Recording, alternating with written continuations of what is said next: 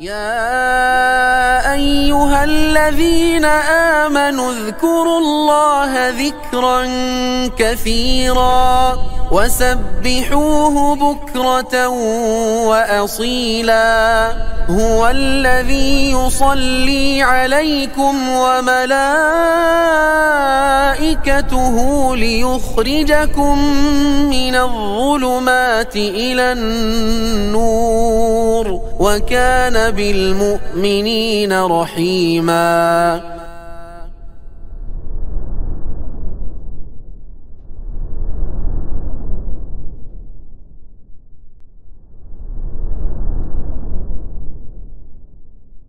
Assalamualaikum warahmatullahi wabarakatuh.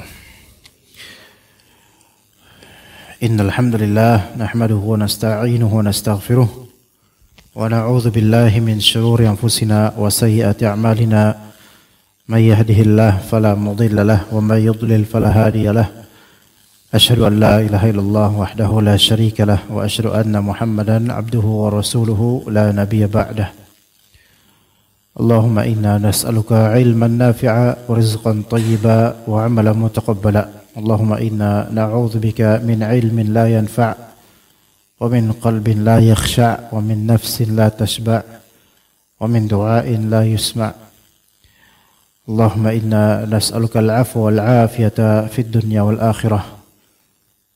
Allahumma inna nas'aluka al-'afwa wal 'afiyata fi dinina wa dunyana.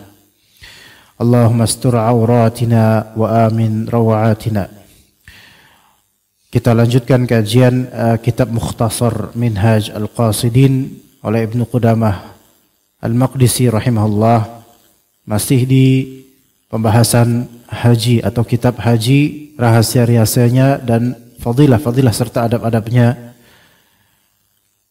Sebelum safar atau sebelum berangkat haji atau umrah, maka di sini ditulis suatu anjuran yang sangat penting. Dimulai dari kalimat wal yu'ammir ar-rufaqa'a 'alaihim ahsanahum khuluqa wa arfaqahum bil ashab. Dan hendaknya orang yang safar itu memilih adanya amir safar. Memilih amir safar di antara mereka, pemimpin safar, entah itu driver, entah itu kondektur. Namun kalau dalam masalah haji atau umrah, maka biasanya ustadz pembimbingnya, tour leader. Ini menjadi amir dan ditinjau dari segi ahsanuhum khuluqa, yaitu yang akhlaknya paling baik, wa arfaqahum bil ashab, dan yang paling friendly terhadap para musafirin, pada orang-orangnya, paling friendly, paling ramah, paling baik. Hal ini adalah sunnah. Kemudian dikatakan wa innama ihtija ila ta'mir li'anna al-ara'a takhtalif. Dibutuhkan saat safar, dibutuhkan adanya takmir, yaitu pemimpin. Makanya takmir masjid artinya pengangkatan pemimpin masjid, itu takmir. Dari ketua DKM itu amir masjid. Ya. Kenapa harus ada amir atau mesti ada pemimpin safar? Li'annal ara' takhtalif, karena pendapat-pendapat itu saling berbeda satu sama lain. Fala yantazimu tadbir, maka pengelolaan itu tidak akan munazzam, tidak akan tertata. Tidak akan tertata dengan baik. Ya, perjalanan itu orang-orang saling berpendapat satu sama lain misalnya. Ya. Kemudian wa 'alal amiri ar-rifqu bil qaum. Wajib atas amir, yaitu orang yang menjadi amir, pemimpin, bersikap bijak, bersikap baik, friendly terhadap jemaahnya. Wan nadharu fi masalihihim, dan mempertimbangkan maslahat untuk para musafirin. wa an yaj'ala nafsahu wiqayatan lahum, dan menjadikan dirinya sebagai tameng untuk para jemaah. Nah, disebutkan di sini oleh beberapa ulama, atau sebelumnya hadis Nabi SAW berkaitan dengan ini. Dalam hadis riwayat Abu Dawud rahimahullah dengan sanadnya, Rasulullah SAW bersabda, "Idza kharaja thalathatun fi safarin falyu'ammiru ahadahum." Jika ada 3 orang keluar menuju safar, maka hendaklah mereka mengangkat seorang dari mereka sebagai amir, pemimpinnya. Dalam Musnad Imam Ahmad dengan sanadnya, beliau menyebutkan Rasulullah SAW bersabda, "La yahillu li thalathati nafarin yakununa bi ardi falatin illa ammaru alaihim ahadahum." Tidak halal bagi 3 orang, mereka ada di suatu bagian bumi, yaitu safar, kecuali harus mereka itu mengangkat seorang pemimpin di antara mereka. Maka sebagian dari ulama mengatakan ini wajib adanya amir safar. Jazakallah. Syukran, jazakallah khair.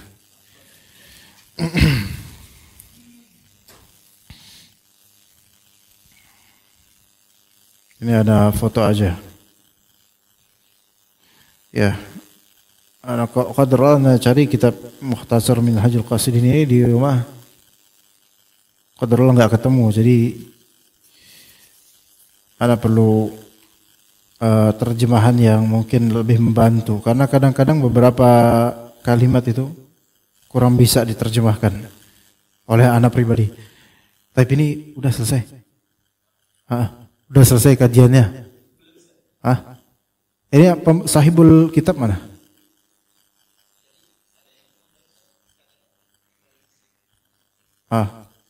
Punya siapa ini?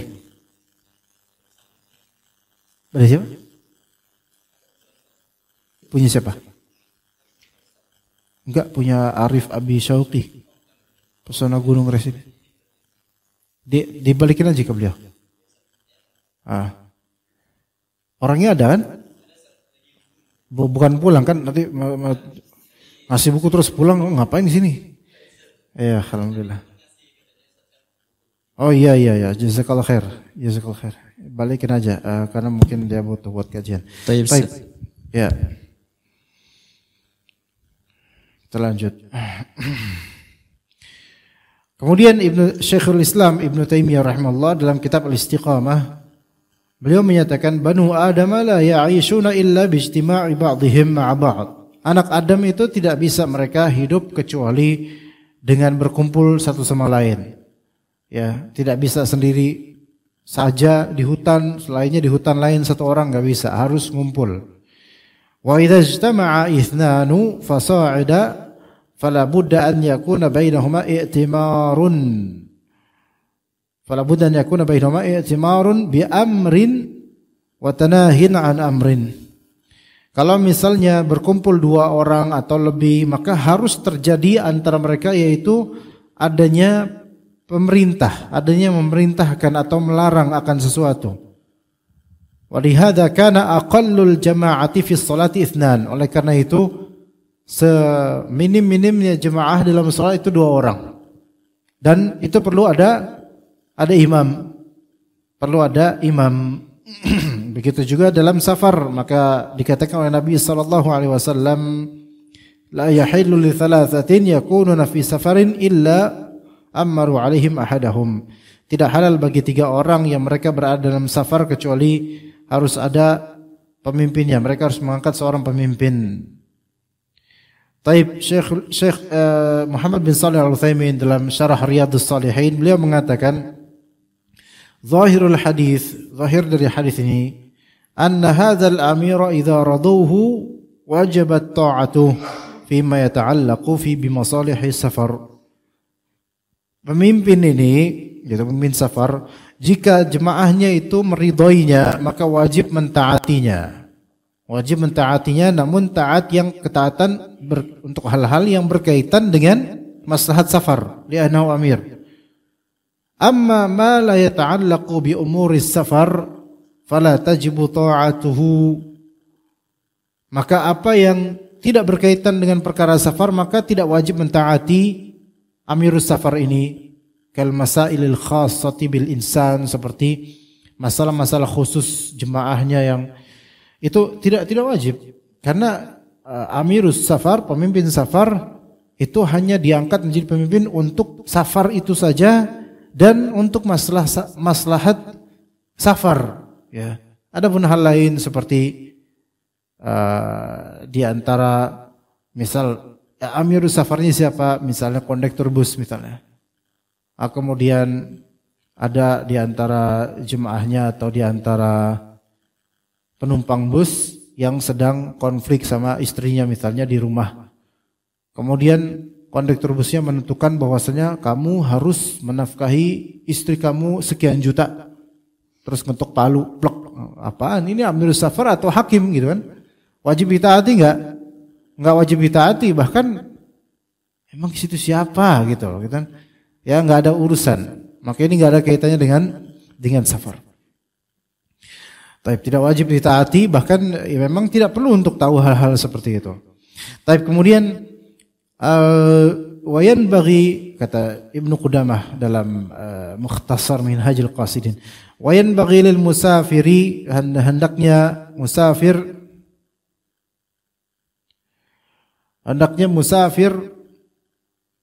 tatyib al-kalam wa it'amu at-ta'am wa izharu mahasinil akhlaq.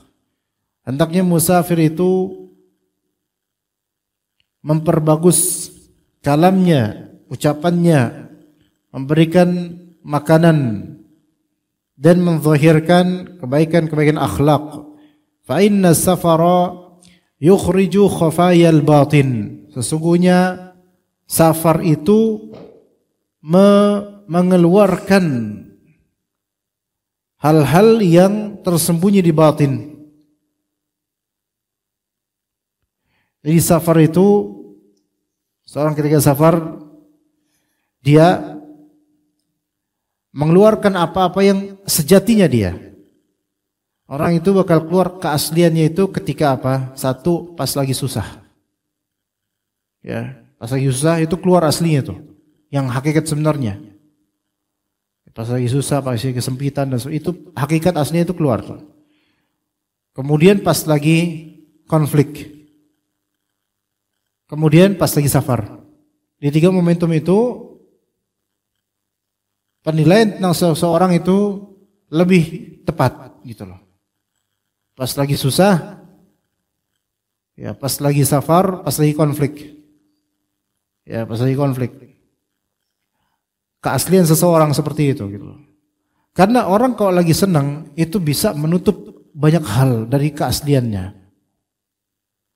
Ya, dan orang ketika tidak safar, sedang bermukim, ya orang itu dalam keadaan nyaman, tentram.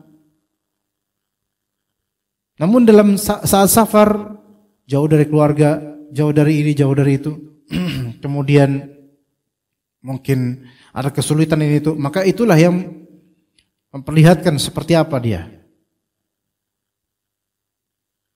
Kemudian yang ketiga, pas di konflik. Semuanya isinya sulit gitu, safar, konflik. Apalagi pas di konflik, maka kata Nabi SAW tentang masalah musyajarah dan khilaf, yaitu ketika seseorang sedang terjadi musyajarah atau khusumah, maka di antara tanda orang-orang munafik, wa idza khasama fajara. Jika orang munafik itu berkhusumah, yaitu berkonflik dengan orang lain, maka dia akan mengambil tindakan yang fajir, berdusta, memanipulasi fakta, memframing objek, kemudian memfitnah atau mengelabuhi, memberikan bukti palsu, memberikan saksi palsu. Maka semua ini menunjukkan watak aslinya gitu loh. Adapun kalau watak yang diperagakan ketika semua baik-baik saja, maka semua orang akan tampak baik. Semua orang akan tampak baik. Taib. Mungkin ada pertanyaan, bukankah kita menilai seseorang itu zahirnya saja ketika dia lagi senang biasa gitu? Kenapa harus lebih dipertimbangkan atau lebih berat ketika kita menilai mereka saat lagi konflik dan susah? Justru karena saat itulah wujud asli seseorang gitu loh. Manusia itu tidak diuji keasliannya ketika lagi senang. Justru orang-orang yang dalam keadaan senang dan normal itu banyak menutup-nutupi keburukan wataknya atau isi hatinya. Coba sekarang orang ketika lagi marah dengan orang ketika lagi tidak marah, lebih mudah mana untuk menampilkan aslinya hatinya? Lebih mudah pas lagi normal, tenang, gak marah. Tapi pas marah ada ujian berat, yaitu untuk menutupi bagaimana kesalahan hatinya itu. Maka keluarlah akhirnya, karena dia gak tahan, keluarlah akhirnya apa-apa yang selama ini menjadi unek-unek di kalbunya, itulah yang sebenarnya selama ini disimpan. Begitu. Taib, makanya dikatakan sini kemudian. Fa inna as-safara yukhriju khafayal batin. Sesungguhnya safar itu akan mengeluarkan isi-isi dari batin, sesuatu yang selama ini tersembunyi. Wa man kana fi as-safari adha huwa madhinatu ad-dajri hasanul khuluqi kana fil hadri ahsanu khuluqa. Maka dikatakan di sini, barang siapa dalam perjalanan yang secara umum memicu emosi, ya, barang siapa ya ketika dia lagi safar, padahal safar itu secara umum mazinatud dajr, memicu emosi. Safar itu secara umum memicu emosi. Namun dia tetap berakhlak baik. Safar secara umum kan biasanya memicu emosi karena kesulitan, masyaqqah. Itu memicu emosi. Lah, lagi safar aja itu akhlaknya baik. Kana fil hadari ahsanu khuluqa. Ahsanu khuluqa. Maka pastilah ketika lagi muqim itu lebih bagus lagi dia. Ya, orang ketika di masa sulit dia berakhlak baik, maka di masa senang insyaallah dia lebih bagus lagi. Orang ketika lagi safar dia berakhlak baik, maka ketika hadar yaitu muqim dia lebih afdal lagi. Orang ketika konflik dia tetap menjaga akhlak, maka mestilah ketika normal, waktu normal tidak konflik, dia mesti lebih bagus lagi akhlaknya. Karena apa? Karena hal-hal ini yaitu kesulitan, safar, konflik, itu tuh memicu untuk tidak berakhlak baik. Pengen dapat cutting edge, yaitu pengen dapat shortest way, yaitu jalan yang paling ringkas sesuai dengan keinginannya. Pengen curang-curang gak apa-apalah, yang penting saya dapat apa yang saya inginkan untuk mengenyahkan kesulitan ini. Begitu. Wa qad qila, ada dikatakan, idza athna 'ala rajuli mu'amiluhu fil hadari wa rufaqa'uhu fis safari fala tashukku fi salahih. Bila seseorang dipuji oleh orang-orang yang berhubungan dengannya saat di tempat dan rekan-rekannya dalam perjalanan, maka jangan ragu akan kebaikannya atau kesalehannya. Ya, ini kalau antum mendapatkan seseorang itu dipuji oleh tetangga-tetangganya yang bermukim dengannya, dipuji juga oleh orang-orang yang suka safar bareng dia, maka jangan meragukan kesolehan orang ini. Jadi kalau misalnya kita cuma dipuji oleh orang-orang yang bermukim sama kita, gitu. Tapi orang-orang yang safar sama kita itu dicela karena jeleknya kepemimpinan kita atau malasnya kita atau apa pas safar, maka ini diragukan kesolehannya. Kenapa? Karena ya kelihatan dia pas safar kayak gitu.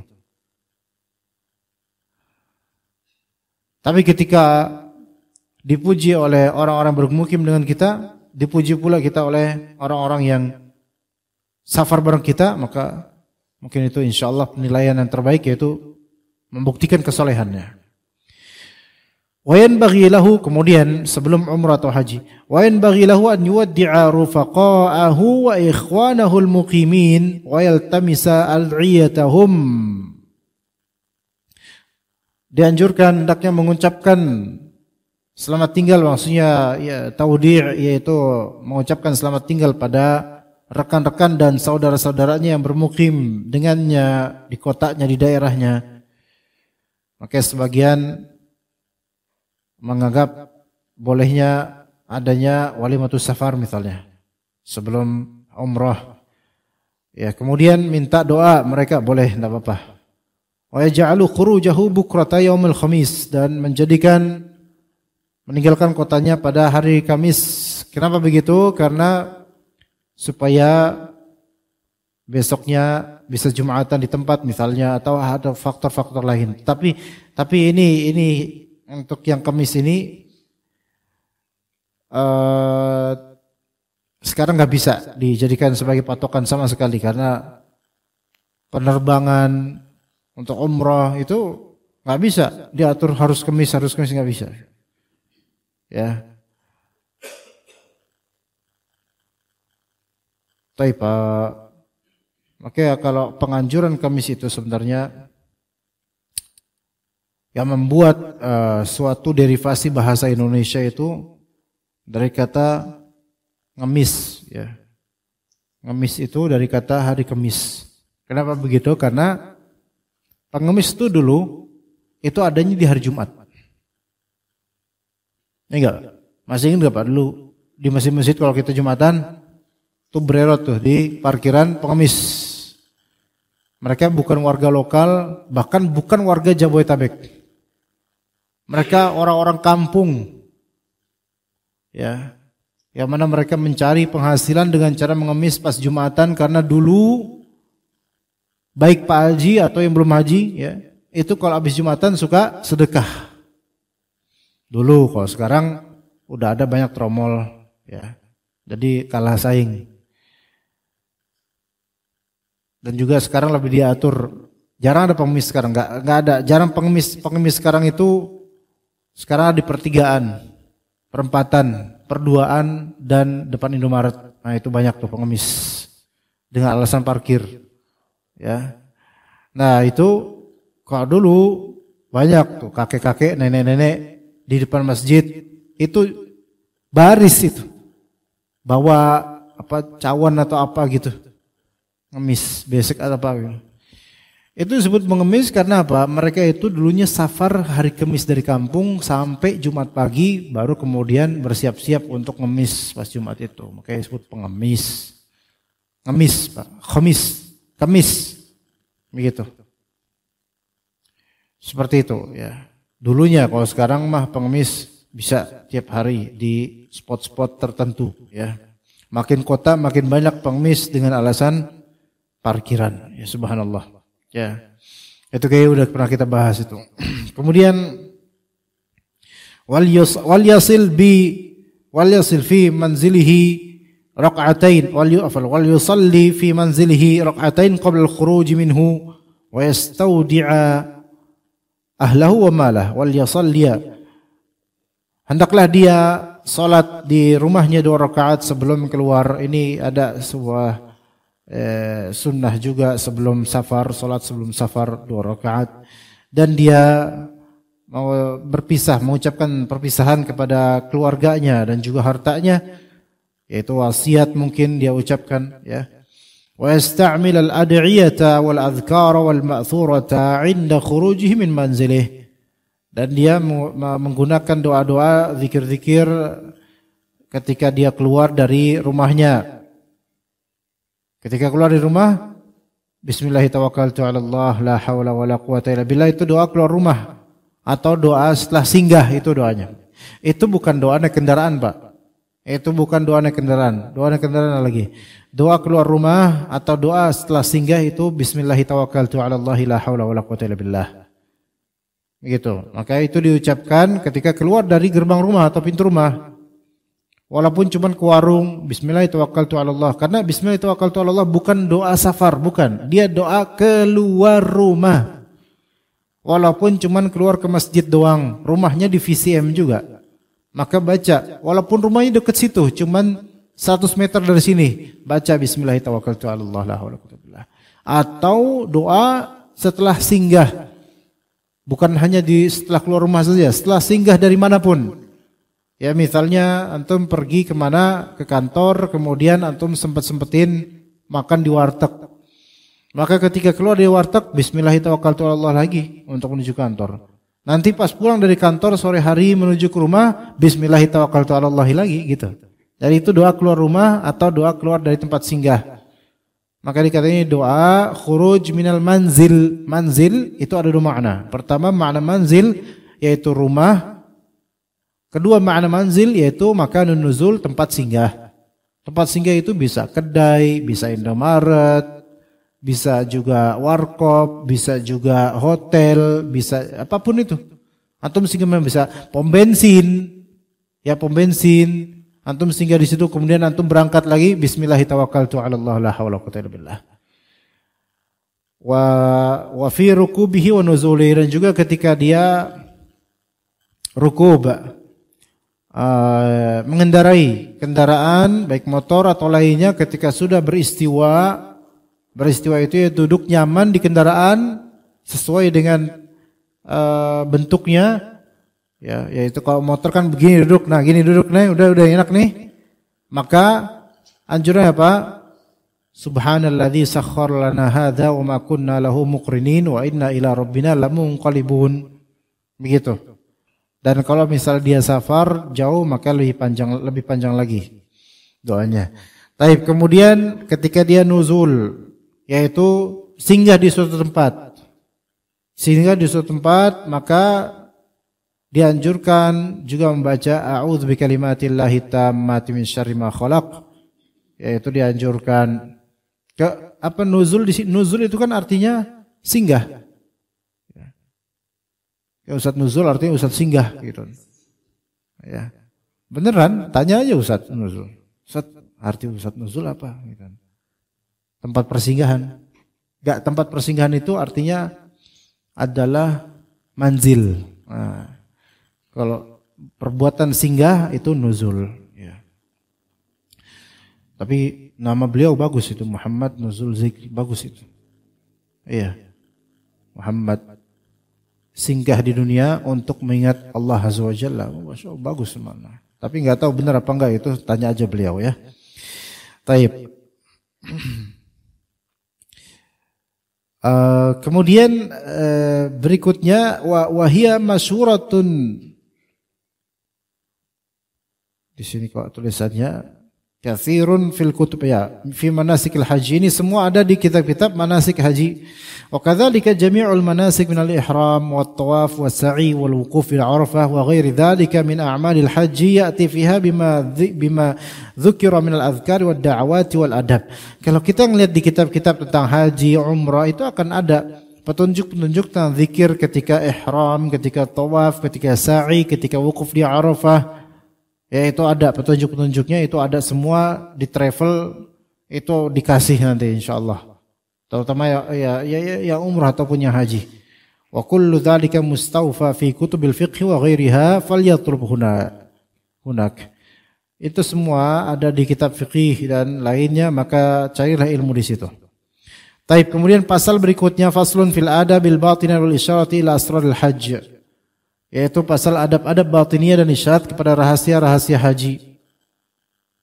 I'lam annahu la wusula ila Allah subhanahu wa ta'ala illa bitajarrudi wal infiradi li khidmatih. Ketahuilah bahwasanya engkau tidak akan sampai kepada Allah subhanahu wa ta'ala kecuali dengan berkhidmat. Kecuali dengan berkhidmat. Yaitu dengan berkhidmat kepadanya secara murni dan utuh.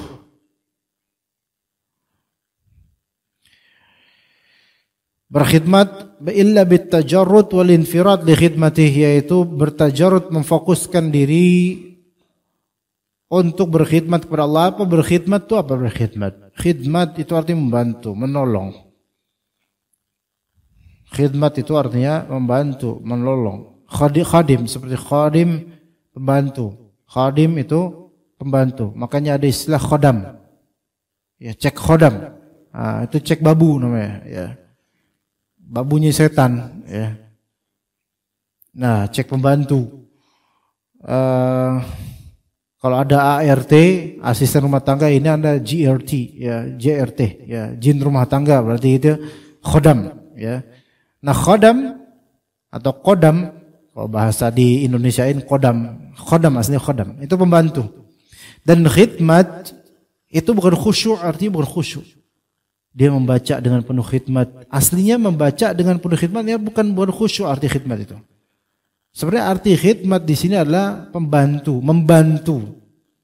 Dengan adanya ingin membantu Allah Azza wa Jalla li khidmatih, yaitu membantu di sini apa? Yaitu taat pada Allah Azza wa Jalla dengan menolong agamanya. Ya, tidak ada cara untuk sampai kepada Allah Azza wa Jalla kecuali kita dengan fokus berkhidmat kepada Allah Azza wa Jalla, yaitu menjadi budak Allah Azza wa Jalla, menjadi hamba Allah Azza wa Jalla. Maka kalimat khidmat itu maknanya seperti sikap seorang pembantu terhadap majikannya. Ya. Maka membaca dengan penuh khidmat, yaitu membaca dengan sikap membacanya pembantu terhadap majikannya. Itu khidmat, makna khidmat seperti itu. Salat dengan penuh khidmat, yaitu salat sebagaimana pembantu atau budak terhadap majikannya, begitu. Itu namanya makna dari asal khidmat, ya. Wa qad kana ar-ruhbanu yanfariduna fil jibali talaban lil unsi billah faja'ala al-hajja ruhbaniyatan li hadhihi al-ummah. Dulu rahib-rahib itu mereka menyendiri, menyepi di gunung-gunung mencari ketenangan bersama Allah Azza wa Jalla. Itu dulu. Sebelum syariat Nabi Muhammad SAW turun, bahkan Nabi Muhammad SAW dulu melakukan rohbaniyah dengan cara apa? Berta'abbud atau tahannuth di Gua Hira.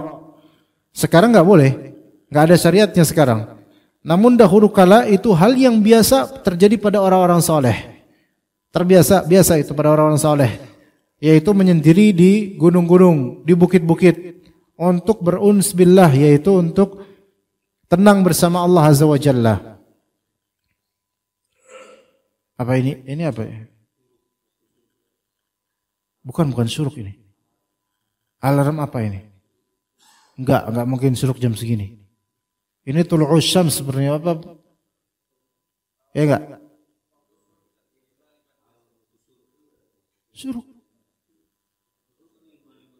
Suruh pakai S apa pakai C?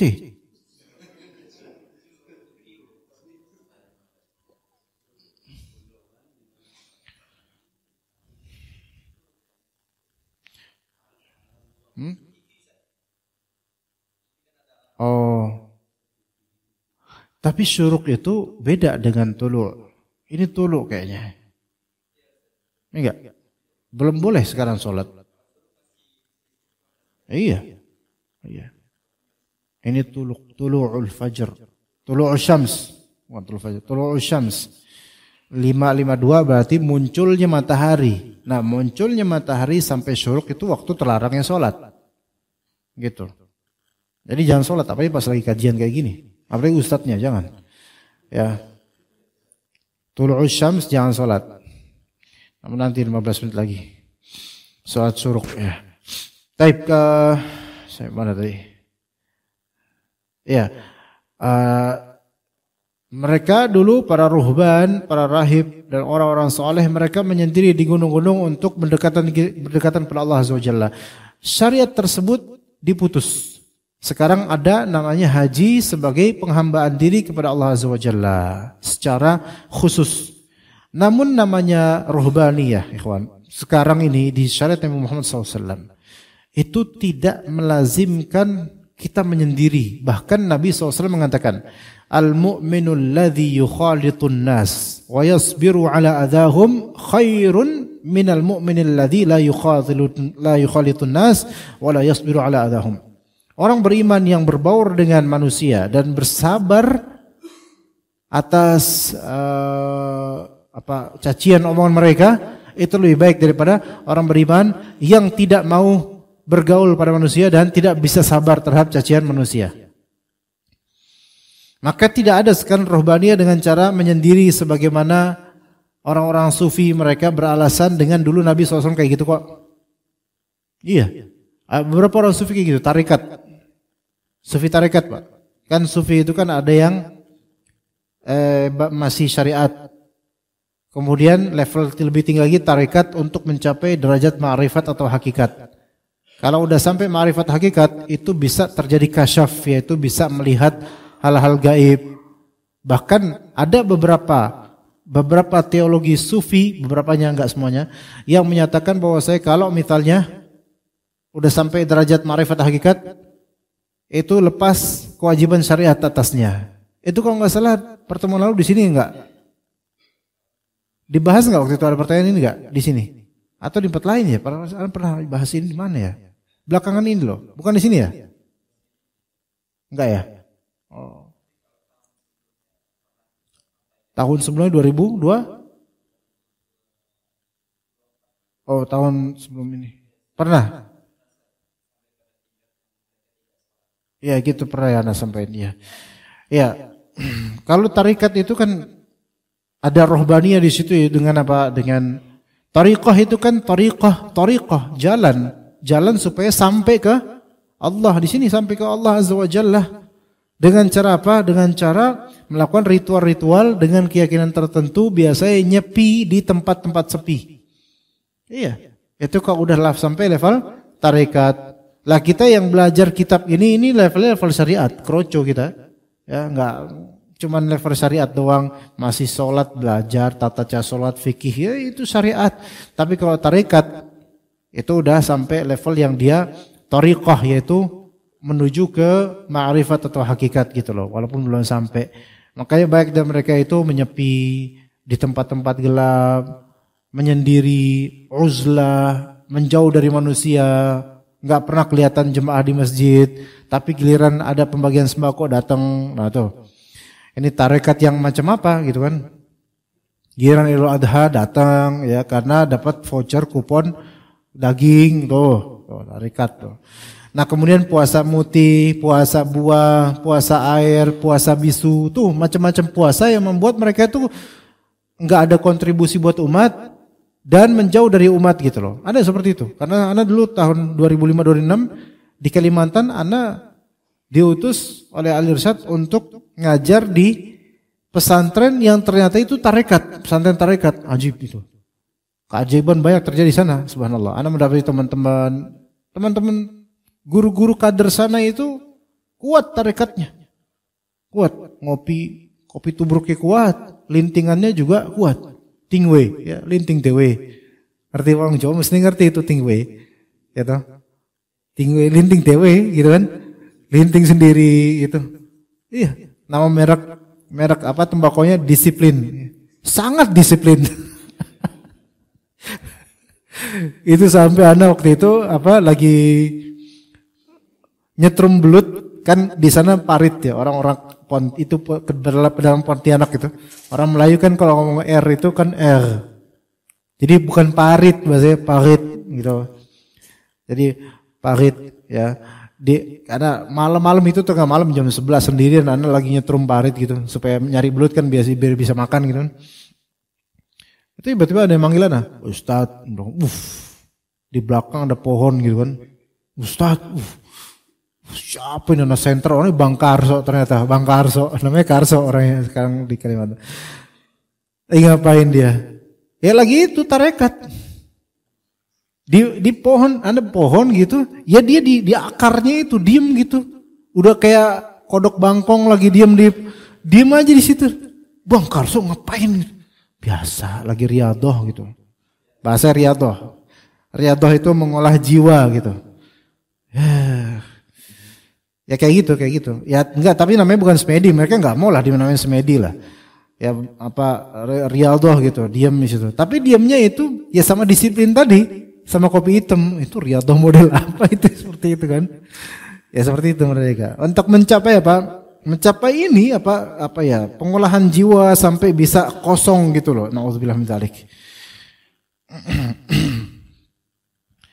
Tapi di kita sekarang rohbaniyah seperti itu nggak ada itu syariat sekarang. Sekarang yang ada kayak gitu kebidahan seperti itu. Melainkan kita menghambakan diri kepada Allah dengan beriman dan beramal soleh sesuai syariat Allah. Yang mencari nafkah, bertanggung jawab pada keluarganya, ya. Itu rohbaniyah sekarang.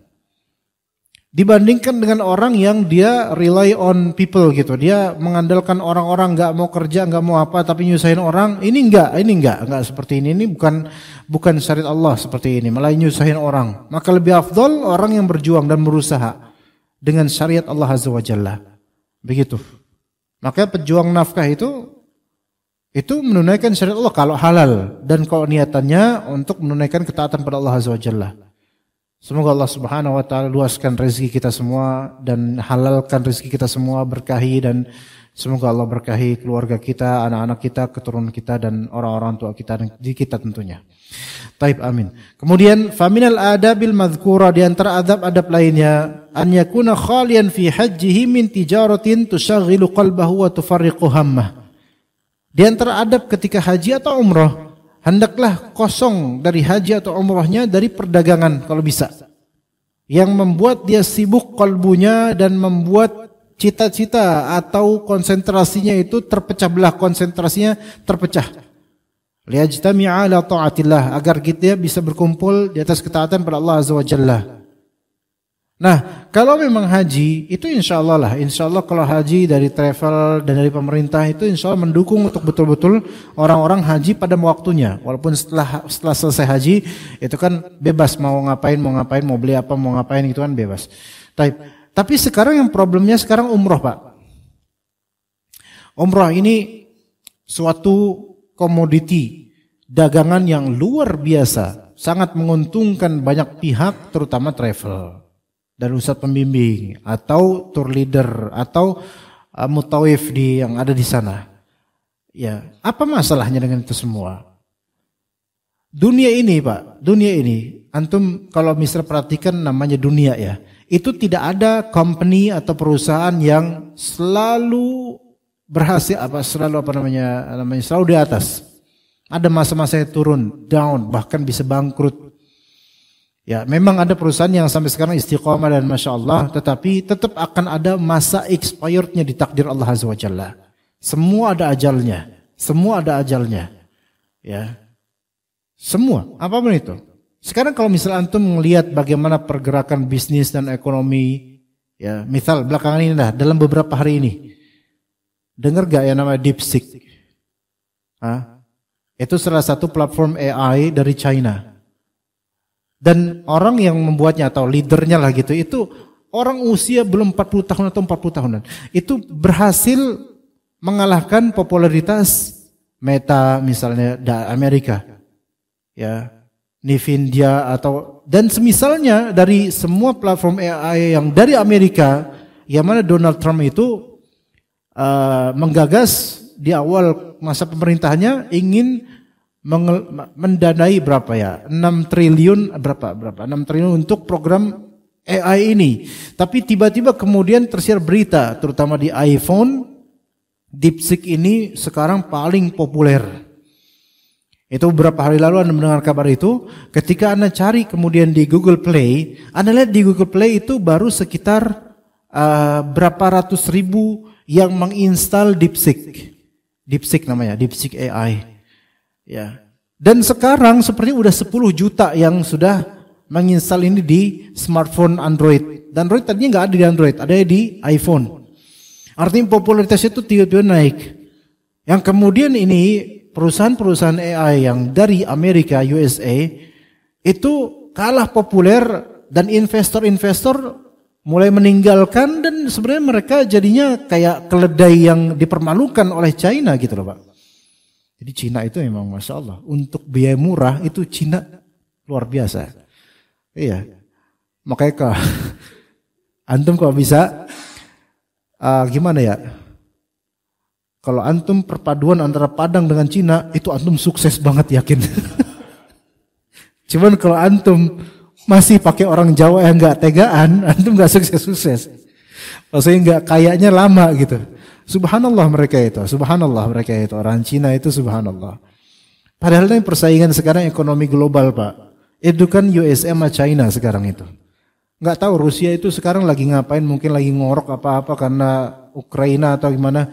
Tapi USA sama China ini lagi sebenarnya secara halus kita katakan bahasa agak sedikit berperang. Karena Donald Trump itu sekarang kan memutus impor dari China. Dan kalaupun mau ditarifin pajaknya itu berat itu. Jangankan Cina. Kuba, Kolombia itu aja terancam dengan tarif-tarif yang tinggi gitu loh. Artinya USA ini pengen apa namanya nomor satu lagi gitu loh. Nah Cina itu barang-barangnya kan murah-murah. Iya. Tapi berbahaya sebenarnya. Nggak begitu aja kita harus murah. Coba sekarang Indonesia Pak. Kenapa sekarang anak dagang aja agak susah sekarang, nggak kayak dulu. Kenapa? Ini ada impact dari ini semua, ada impact Pak. Salah satu marketplace yang warnanya agak mirip sama warna seragam Persija, itu banyak barang dari China masuk Pak. Banyak barang dan itu sebenarnya mengganggu juga untuk produk-produk lokal kita. Orang kita jadi agak sekarang tanya orang-orang yang berdagang Pak. Tanya orang-orang berdagang sekarang yang udah istiqomah dagang sekarang kok kayaknya aneh gitu. Ini ada impactnya gitu loh, ada impactnya.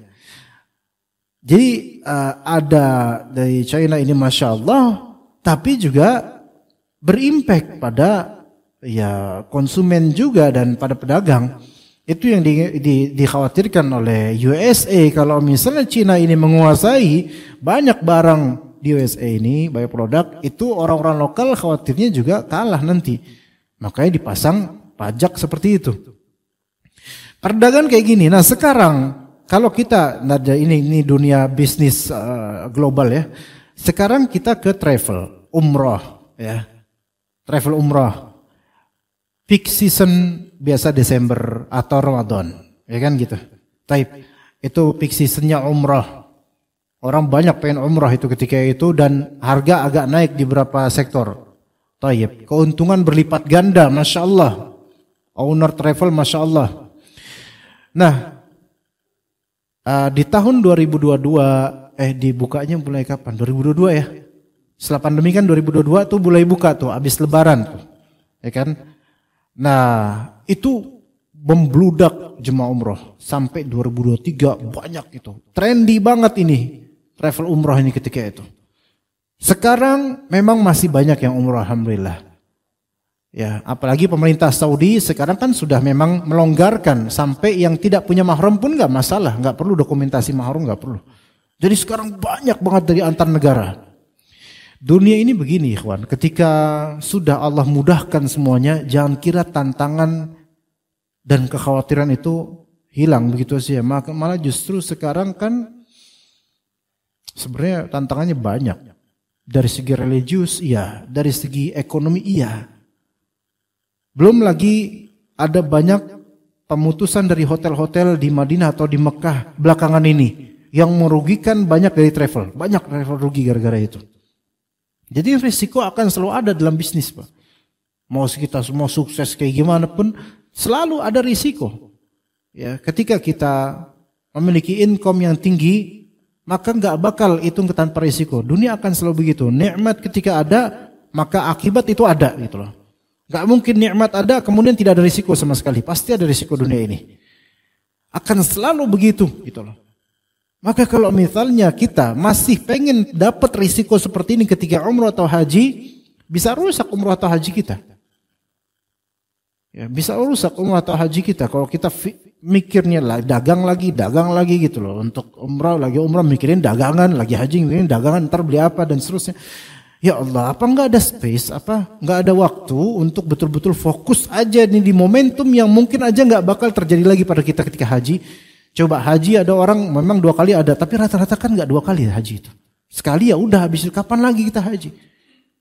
Kapan lagi kita haji? Kemudian umroh memang sih umroh itu sebentar, sehari doang, yaitu berapa jam doang gitu kan.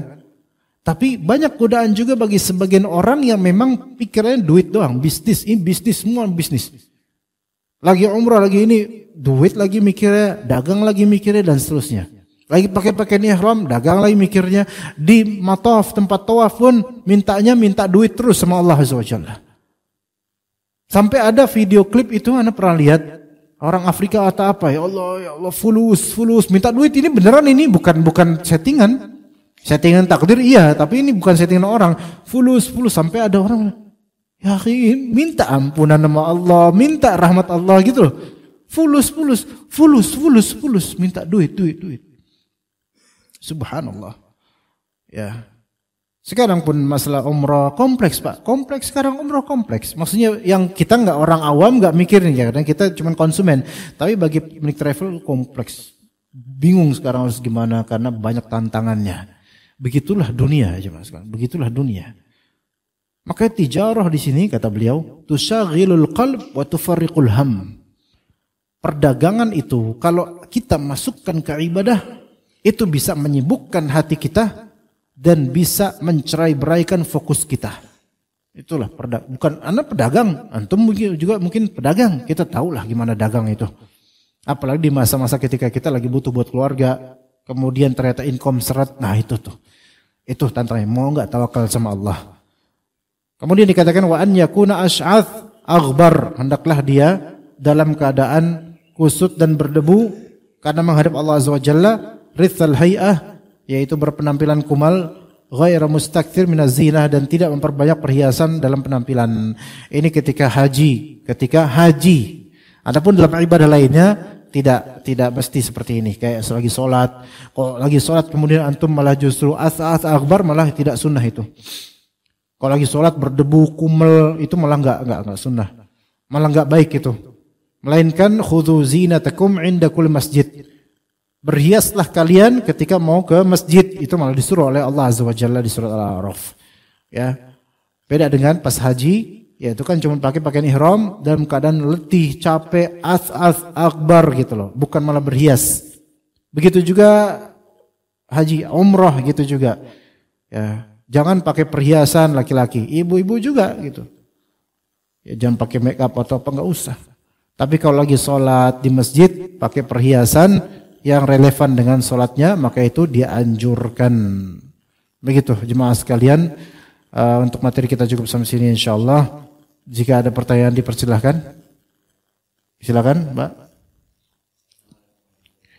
Waalaikumsalam warahmatullahi wabarakatuh.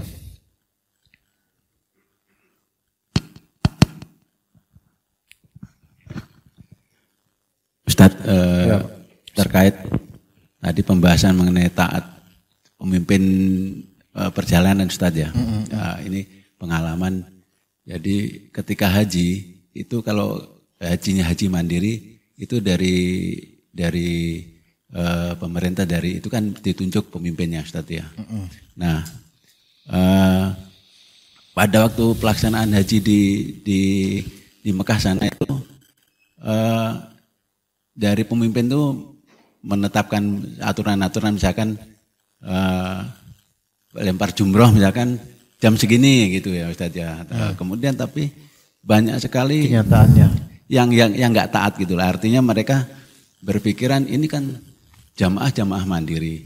Artinya saya bebas untuk menentukan kapan waktunya. Jadinya akhirnya pada waktu lempar jumroh itu mereka yang ditentukan misalkan jam 9, jam subuh itu sudah ada yang berangkat sendiri, jam 7 sudah ada berangkat sendiri. Akhirnya tidak bisa bersama-sama, padahal dari pemimpinnya rombongan itu membuat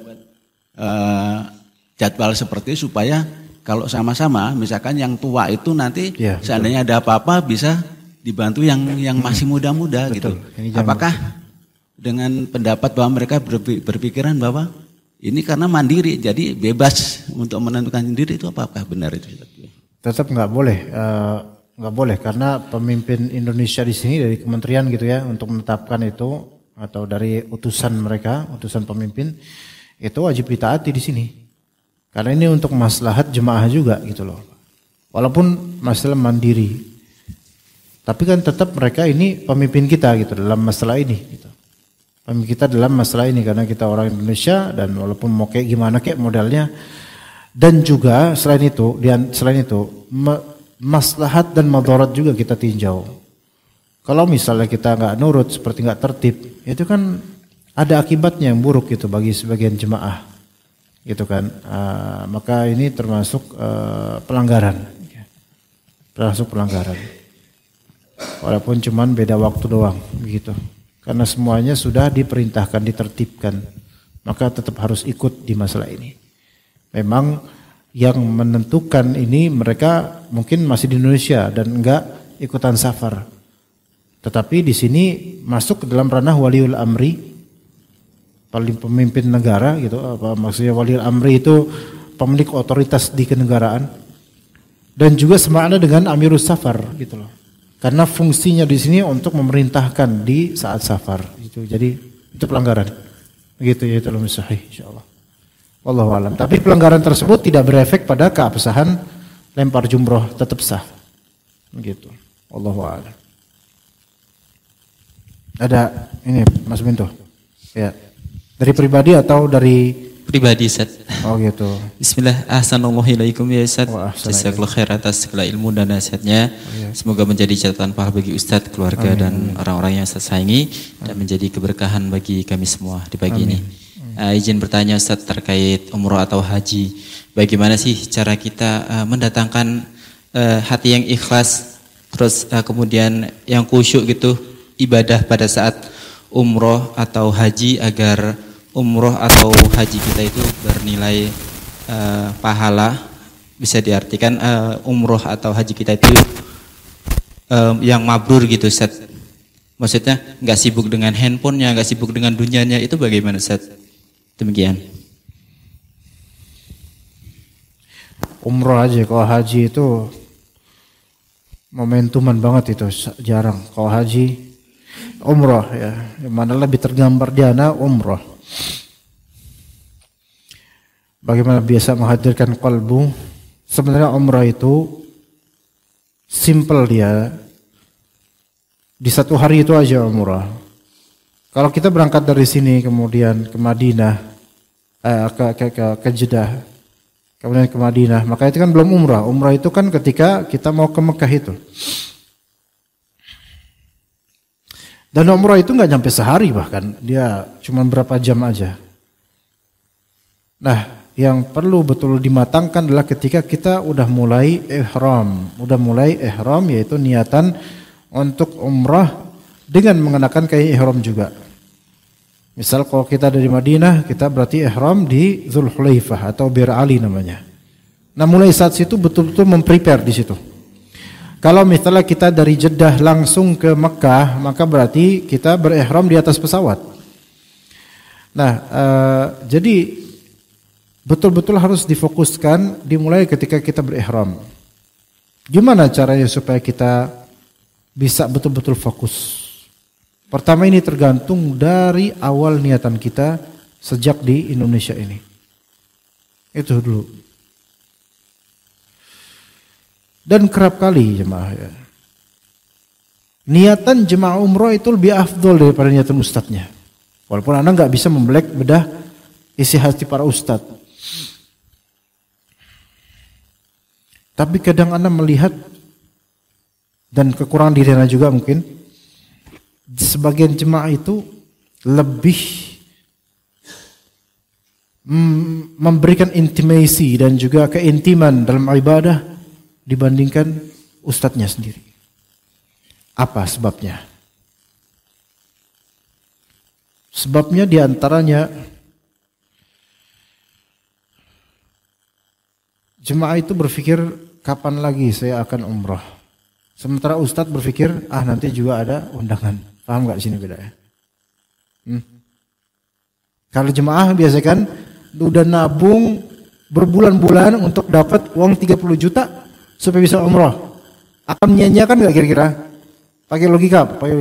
Ini jemaah dia nabung puluhan juta buat dia dan istrinya misalnya, dan anaknya juga mungkin kalau ikutan. Puluhan juta, bahkan butuh 100 juta lebih untuk umrah. Sementara ustadznya Nggak perlu nabung. Tunggu undangan, dapat undangan. Digaji lagi.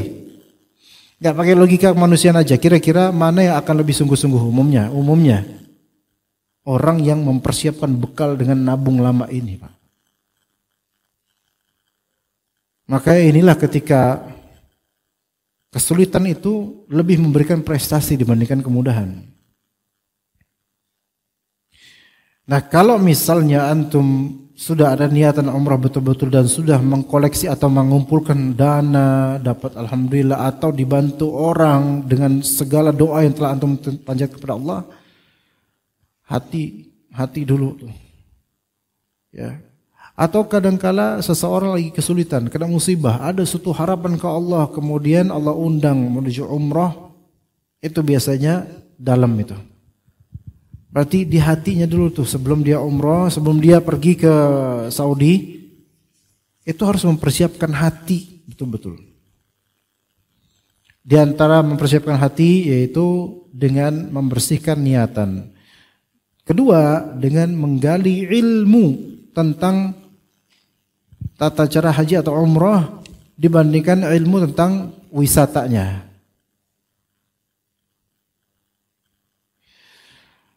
Kayak yang membuat hati itu bisa berubah adalah fitur-fitur di jadwal travel umrah. Itu membuat hati bisa berubah. Yaitu ada misalnya plus ini, mabit di sini, plus pergi ke Taif gitu.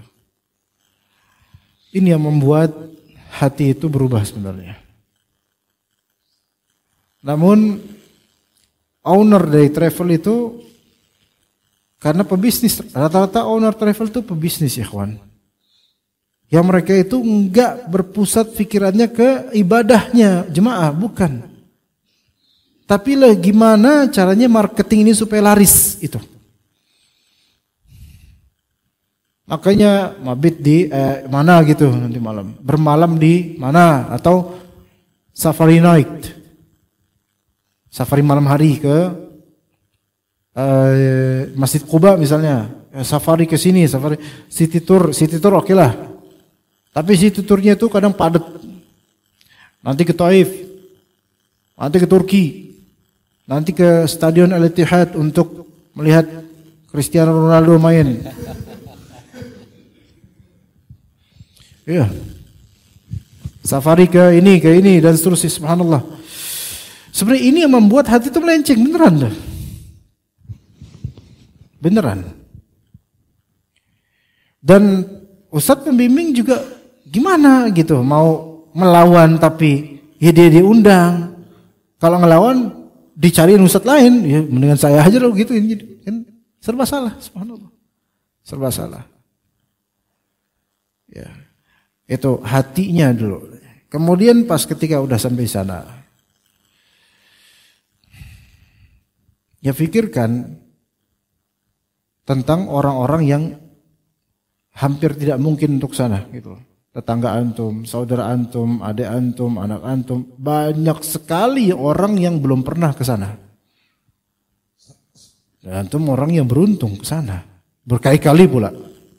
Coba pikirkan gitu.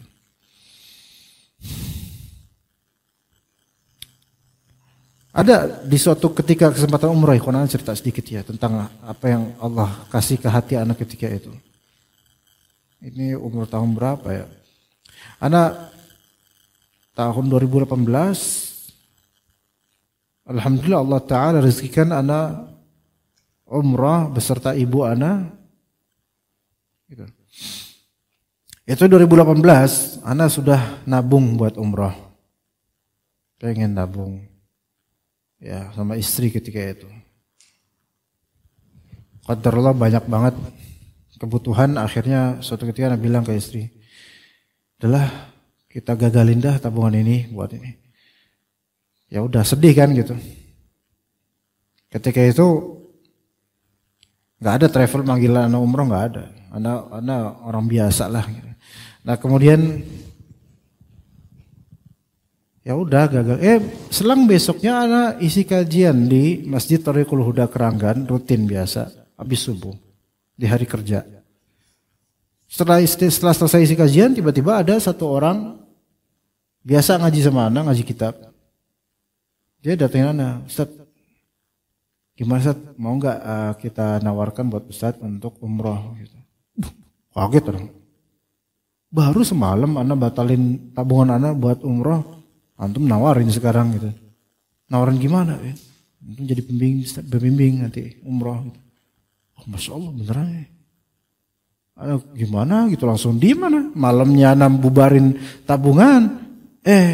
Kayaknya Allah nggak terima gitu dengan itu, sehingga Allah rezekikan setelah itu. Yang tadi Ana cuma pengen pergi bareng istri doang, mudah-mudahan bisa gitu. Ya Allah, apa ini jawaban dari Allah gitu kan? Akhirnya kemudian Ana kasih tahu orang tua, sampai alhamdulillah ketika itu Ana bisa pergi bareng Ana, istri, ibu Ana, anak Ana yang masih usia 2 tahun setengah. Yang tadinya apa? Itu tabungan udah di spare aja udah. Tiba-tiba Allah balikin sampai bisa sama ibu Ana, sama anak Ana, sama istri Ana. Subhanallah. Bisa tuh kayak gitu. Ya, kemudian tahun berikutnya orang ibu Ana doa mudah-mudahan tahun berikutnya bisa sama ayah gitu. Benar ternyata. Benar tahun berikutnya. Suatu ketika masih ingat banget itu. 2019 itu. Menuju 2020.